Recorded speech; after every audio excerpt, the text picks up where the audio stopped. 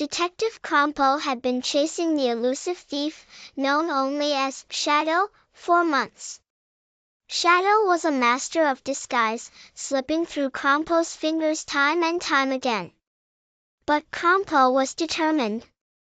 He had a new lead, a clue that could finally bring Shadow to justice.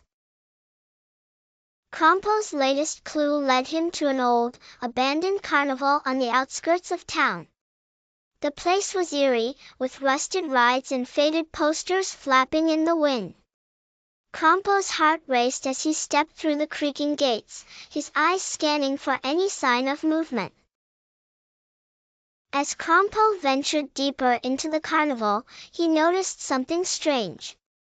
The funhouse mirrors, once cracked and dirty, were now spotless and gleaming. It was as if someone had been here recently, cleaning up. Crompo's instincts told him he was on the right track. Suddenly, a shadowy figure darted past the carousel. Crompo's pulse quickened. He sprinted after the figure, weaving through the maze of rides and attractions. The figure was fast, but Crompo was faster. He could hear the thief's footsteps echoing in the distance.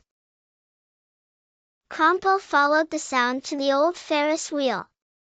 The figure had climbed to the top, perched precariously on one of the seats. Crompo took a deep breath and began to climb. The metal rungs were cold and slippery, but he didn't let that stop him. He was so close. As Crompo reached the top, he saw the figure more clearly.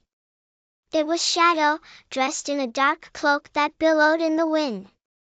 Shadow turned to face Crompo, a sly grin spreading across his face. "You've finally caught up, Detective," Shadow said, his voice dripping with mockery. Crompo's eyes narrowed. "It's over, Shadow. There's nowhere left to run." Shadow laughed, a sound that sent chills down Crompo's spine. "Oh, Crompo, you always were so predictable."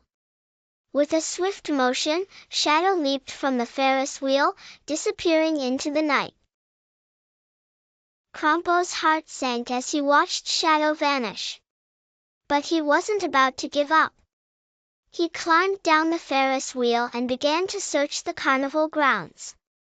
He knew Shadow couldn't have gone far. He just needed to find the next clue, the next piece of the puzzle.